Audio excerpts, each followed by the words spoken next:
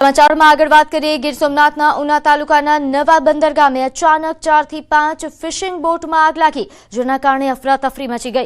આગ લાગવાનું કારણ હાલ અગમ્ય છે, પરંતુ ઘટનાની જાણ થતાં સ્થાનિકોએ તરત જ ઉના ફાયર બ્રિગેડને માહિતી આપી હતી। કલાકોની જહેમત બાદ આગ પર કાબુ મેળવવામાં આવ્યો। આ દરમિયાન નવા બંદર પોલીસના કર્મચારીઓએ પણ આગ બુઝાવવાની કામગીરીમાં મદદ કરી હતી। ઘટનામાં બોટ માલિકોને લાખો રૂપિયાનું નુકસાન થયા હોવાનું પણ સામે આવ્યું છે। તો અગમ્ય કારણોસર આગ લાગતા અફરાતફરી મચી હતી। ફાયર બ્રિગેડ દ્વારા પાણીનો મારો ચલાવી આગ પર કાબુ મેળવવામાં આવ્યો। ફાયર બ્રિગેડે કલાકોની જહેમત ઉઠાવી, જે બાદ આગ પરથી કાબુ મેળવાયો હતો।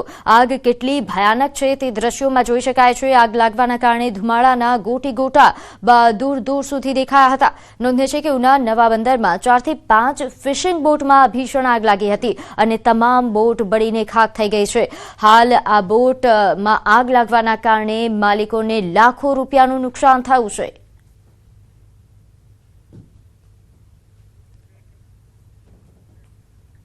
તો વડોદરામાં નર્મદા કેનાલમાંથી વિદ્યાર્થીનો મૃતદેહ મળી આવ્યો। વડાપાવ ખાધા બાદ હાથ ધોવા જતા કેનાલમાં તણાયો હતો। ફાયર વિભાગની ટીમોએ બહાર કાઢ્યો છે આ મૃતદેહ। વડોદરા પાસેની નર્મદા કેનાલમાં ગઈકાલે આ ઘટના બની, જેમાં 15 વર્ષીય વિદ્યાર્થી કે જે હર્ષવર્ધન ક્ષત્રિય કે જેનો મૃતદેહ હવે મળી આવ્યો છે। પાદરા પાસેથી તેનો મૃતદેહ મળી આવતા ચકચાર મચી છે। જીપીએસ સ્કૂલમાં અભ્યાસ કરતો અને ફૂટબોલનો આશાસ્પદ ખેલાડી હર્ષવર્ધન મિત્રો સાથે વડાપાઉં ખાવા માટે ગયો હતો અને વડાપાઉં ખાધા બાદ કેનાલના કિનારે હાથ ધોવા ગયો હતો, જ્યાં અચાનક પગ લપસી જતા તે ઊંડા પાણીમાં તણાયો। ઘટનાની જાણ થતાં જ ફાયર બ્રિગેડની ટીમો દ્વારા શોધખોળ હાથ ધરવામાં આવી। મૃતદેહ બહાર કાઢી લેવામાં આવ્યો છે।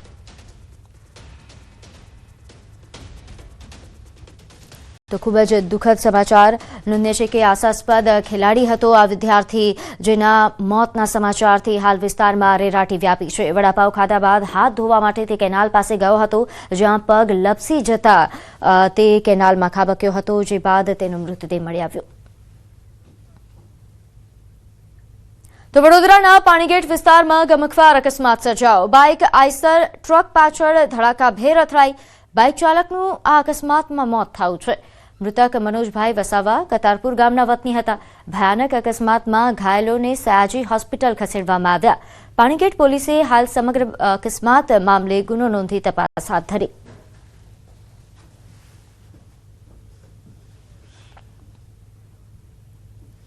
આગળ વાત કરીએ ખેડામાં યાત્રાધામ ડાકોરમાં શરમજનક ઘટના બની। પ્રસાદની દુકાન ચલાવતા વેપારીના બીભત્સ ચેન ચાળા।